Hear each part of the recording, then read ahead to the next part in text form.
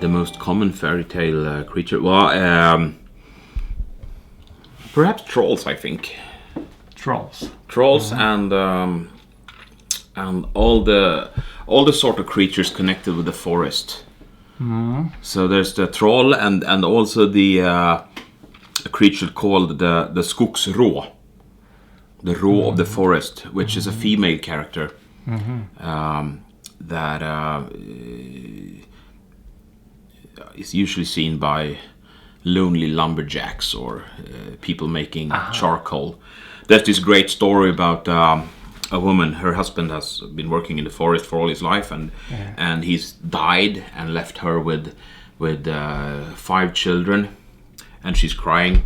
And the skogsrå comes to the woman and says, "Why are you crying?" And she says, "Well, my husband died and left me with 5 children." And the skogsrå says, "Well, that's nothing. He left me with 9." So that's the skogsrå. And she's a sort of a female creature, but when she turns her back, you can see that she's a creature of the forest, because sometimes you have the tail of a fox, or her back is looks like a tree. Yeah. And she can kind of transform and make contact with people? Or? No, but as long as they see her from in front, she always looks nice. But if you see her from behind, you see that she's not a real woman. Yeah. I would say in 9 times out of 10, it depends on how you act towards them. If as long as you're nice and friendly to them, you will always get big rewards. If you're nice to the skogsrå, you will succeed well in hunting, for instance. And if you're nice to the trolls, they will give you presents. But there's another story about a man going to a dance, and he sees that one of the girls dancing has a tail. So he walks up to her and said, "Excuse me, madam, but your tail has fallen out." So she pulls it up under her skirt and keeps dancing. And she's of course very grateful, because he handled this in a very good way. So the next day he gets a lot of gold or anything. And also, but they are very. They can be very fierce for very small reasons. If you don't please them, then they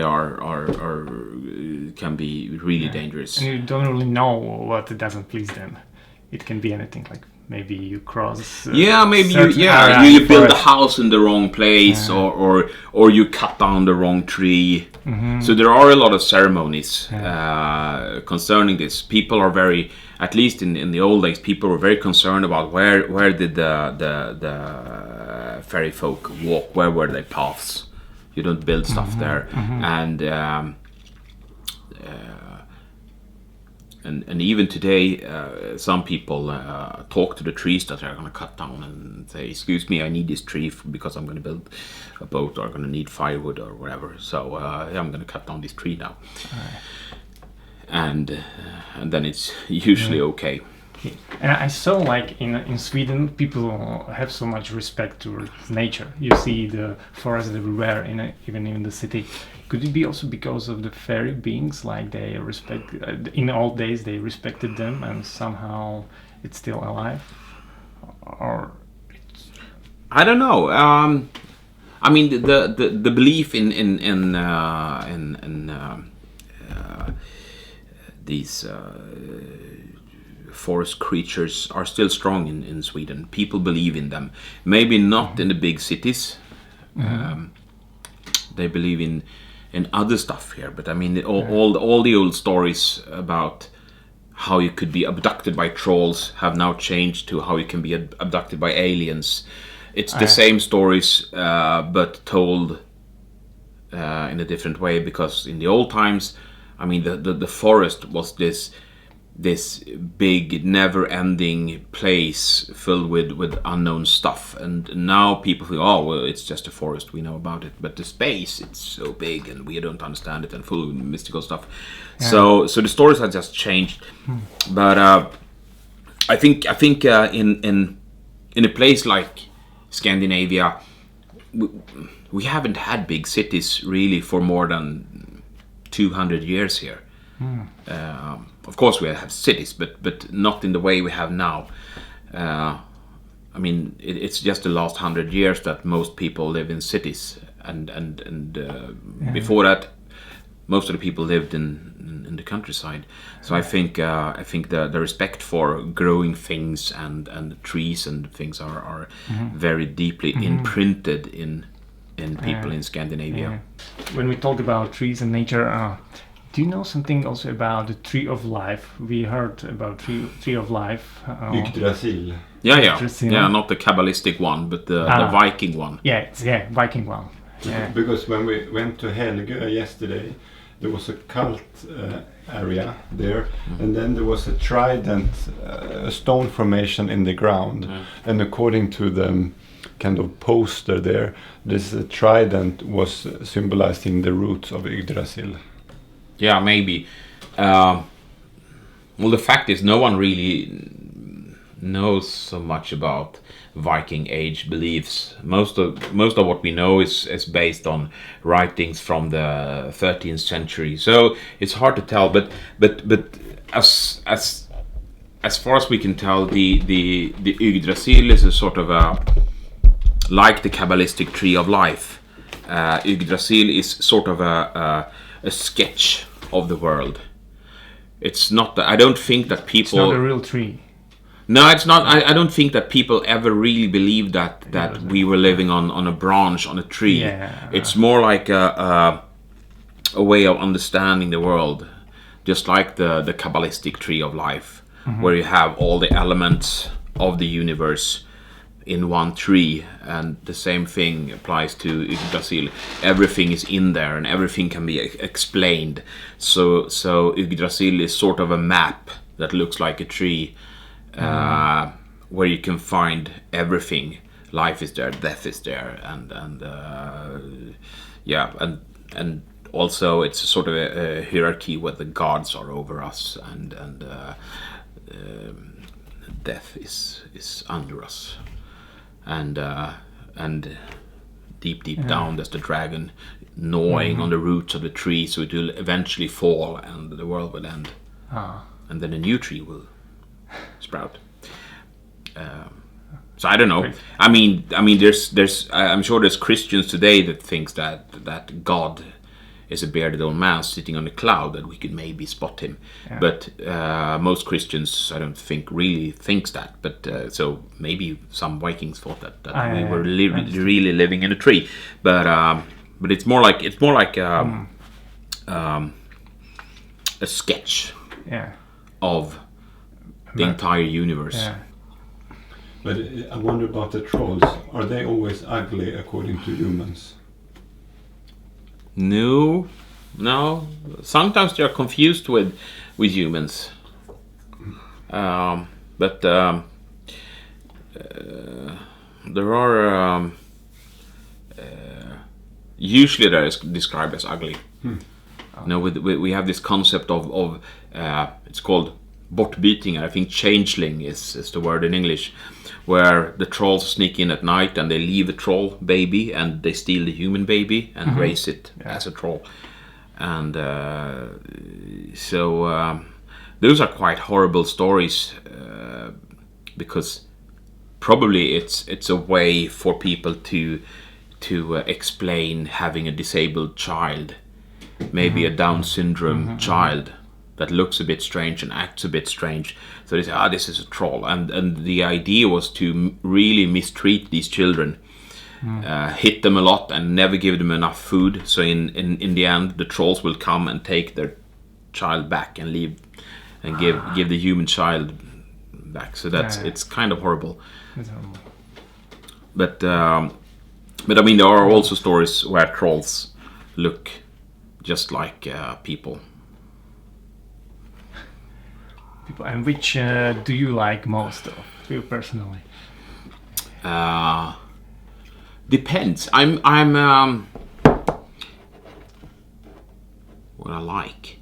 I don't know. I'm right now. I'm really into werewolves and also researching the Swedish folklore version of vampires, or the tradition of undead in Swedish mythology, which is interesting. So that's what I'm mostly reading about right now. But otherwise, I like trolls because they have such a strange conception of time. They can be angry for several hundred years. They never forget. Because they live forever, and they if you annoy them, they can be angry for, or maybe they can. I think it's an interesting concept of living for such a long time. So maybe they are not in their world. It's just forget about that. But in our conception of time, it's been 100 years, and we don't understand why they're still annoying us, because our grandfather was rude to a troll, and they are still on about it. But in their universe, it's they're gonna drop it soon, in just a few generations, and they're, I like them because they're like, you have one chance. Someone goes to the trolls and say, we need to do a lot of Christmas food. Could we borrow a big pot from you? And they say, have the pot. And if you forget to give it back, or if you don't put some of the sausages that you made in the pot, they get angry, and they will probably burn your farm down. So they're a bit of like kind Klingon. of like human beings, emotional. But usually when you start reading about some kind of some of these creatures, you sort of fall in love with each one of them, because everyone is interested interesting in their own way, and I think they all reflect some part of humans, in a way that they represent fears or desires. I mean, I was reading about the last witch trial we had it wasn't really a trial, but it was sort of an inquiry about witches in 1858 or something in Sweden, where they started chasing witches again. And the stories about the witches is that all you have to do is go and swear loyalty to the devil, and you can eat and drink as much as you want and dance the whole night through and have a party. So, or you can go to the proper church and swear loyalty to God and have no party. So it's a lot about. It's interesting to see how people. This is the devil. This is bad. We had to eat and drink and dance all night. It was horrible. So it's interesting to see what. Yeah, and this is about trolls because in these stories from 1858, the devil's minions are trolls. And they live on a mountain called Bastberget in Dalarna in Sweden, in a very strange place called Johannesdal, where I went as a child because my father said, that the witches lived up here, and I was like, yeah, maybe. So, and I was like 7 years old, so we went there, and it was kind of cool place. So I remember that, and then when I started doing a big exhibition about occultism in the 19th century, I found this witch hunt again. I was like, what? I've been there. And my family was living in that village during this time. What do you think is unique for Swedish folklore compared to Irish or whatever, or what of the other folklores that you know about? Are there any kind of unique traits, or maybe there's an emphasis on something slightly different? I mean, maybe the trolls are not as common in other beliefs. They have a lot of elves and stuff like that, and pixies. Yeah. I don't know.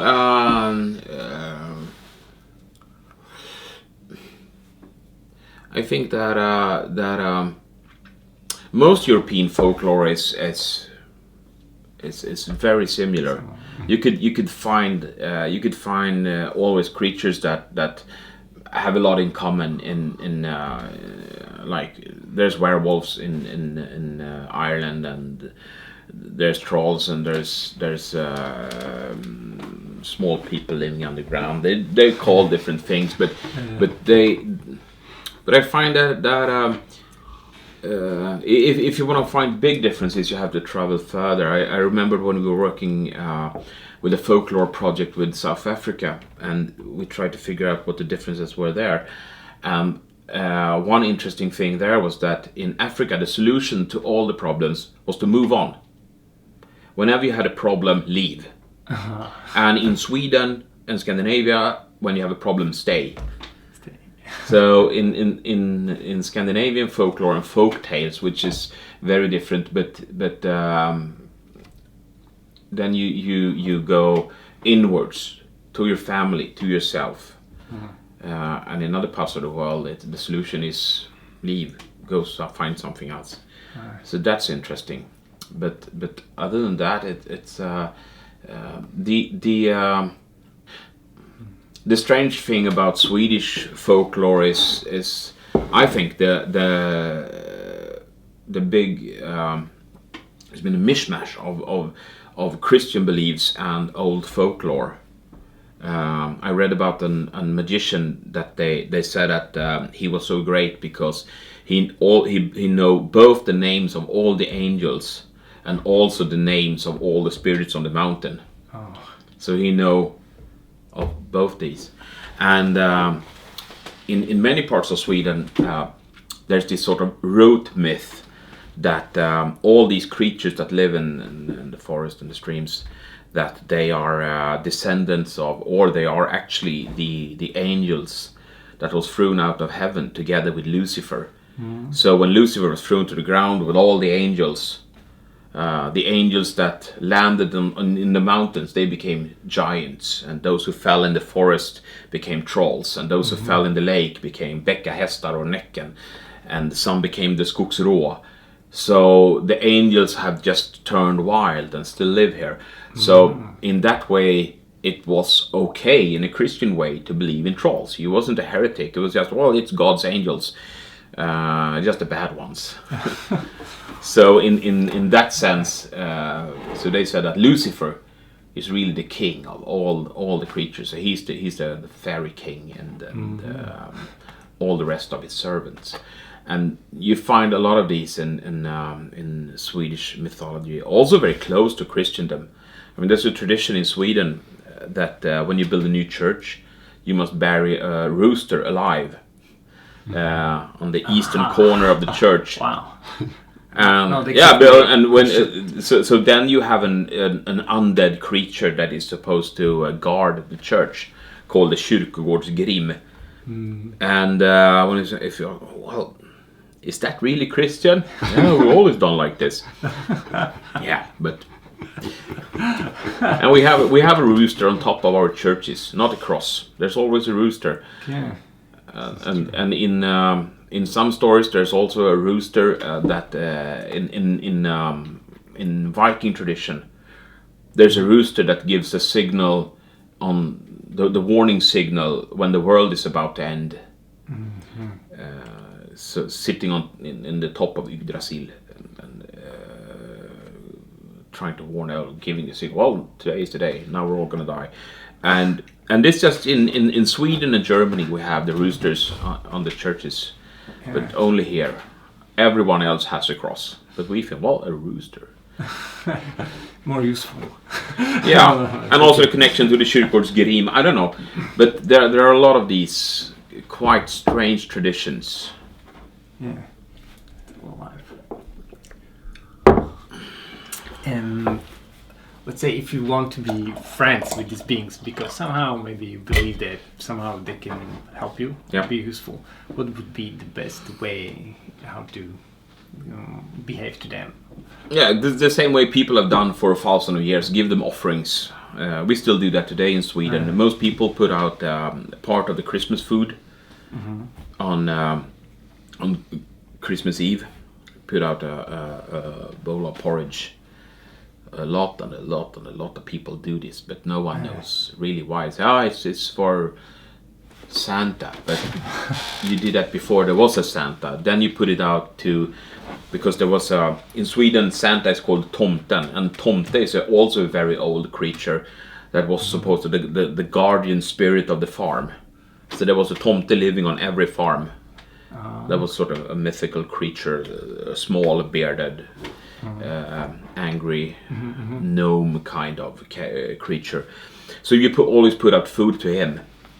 Yeah. On Christmas, and we still do that, but now it's sort of connected to the tradition of giving cookies to Santa Claus. But it's a very old tradition in Sweden, and if you go to the north, they said, well, also candy is good to the spirits, but also it's a good idea to be respectful. In many parts of Sweden, it's important to give a warning before you through. If you eat outdoors and cooked food and like want to pour the water from the spaghetti, you should say, watch out down there before you pour it. Wow. Otherwise you can be in trouble. So things like that. Left all the food out on the table in the kitchen. And this was for the dead to come there in the night to eat. Yeah. And then I asked her, or I asked my father, but because I was a child, but then if you come back, then you should see if the dead have eaten or not. And if the food is the same, they didn't eat. But then the answer was that since you cannot see the dead, you cannot see what they have eaten. And that's also connected to the story about the what's it called? The very early mass you give on early Christmas Day. Yeah. So jul 8 in Swedish. Yeah. I don't know. We have a very very early mass in the churches, and the story is that before that mass, there's a different mass for the dead. So if you get to church too early, it will be full of the dead. So you must be on time. You can't go too early. So a lot of stories about people waking up too early and hurrying to church and going in there and then turning around and seeing all these people that they know but that have been dead for several years, and then they sometimes get killed or sometimes they run away. And is it the same priest who do the mass? It's a dead priest. Of course, they have dead priests. They must have several. I don't know. Must be an argument. I want to do it this year. You did it last year. I mean, it's good position to be dead and to be priest. You have respect forever. Yeah. And the congregation will never diminish. It will just grow and grow. Yeah, my grandfather claimed that he could see these creatures, and he also talked to ghosts. So maybe, and I met a lot of people up in northern Sweden that have very good and believable stories about meeting different creatures or interacting with them, usually without meeting them. I actually went to a very interesting lecture just this weekend about how the brain works, and where you could really, because you can train the brain to do different stuff. I mean, it actually grows. It's not just training. The brain rebuilds itself in the way that you use it. If you're stressed a lot, you will have a stressed brain. So you can't stop being stressed. And if you train to be happy, you can be happy, because the brain will sort of rebuild itself into being a happy brain instead of a sad brain, which is very, very interesting. And I think the lecture was a lot about how you can work with meditation and different rituals to get a brain that works for that. So I think if you don't train to see the invisible, you won't see it. But I think you could probably train so you can. If there are tomtar out there, you could probably train to see them. And the problem is, I don't know. It's more likely that they are there than that they are not. Even though I haven't seen them. Yeah, Bastards, they keep away. They're part of every culture in the world. Yeah. There's not a single one which... And even if they're not really there, they are still important because they are... I mean, if you have to study Christianity in school in order to understand the society we have today, you also have to study folklore, because the folklore is as important as the religion that the state has thrown on us. Because it also forms society and forms our beliefs and forms us as humans. So it's important to understand the folklore. And I think it's even more... you can learn even more about your own culture by studying folklore than studying Mediterranean religion, which is interesting in another way, but not in a way to understand your own society. But when I went to Greenland 2 years back, all their mythology is so based on their everyday life, since if you live on an iceberg and only can eat seals, I mean, every decision you make, everything you do has to have a meaning. So it's I really like their version of folklore. I think it's a very interesting field to explore, because I mean, if there's a whole world out there of mysteries, and you can either be a part of it or not be a part of it. And of course you want to be a part of it. Oh yeah. Of course you want to have magic in your life and understand nature. So for me it's an easy choice. But it's hard to keep a focus. I'm very bad at that. Too many things. Too much. Yeah, too many things.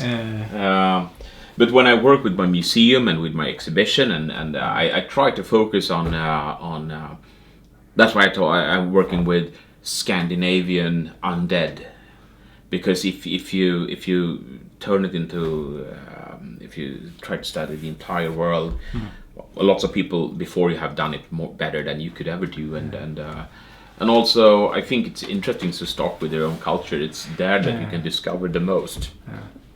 I think.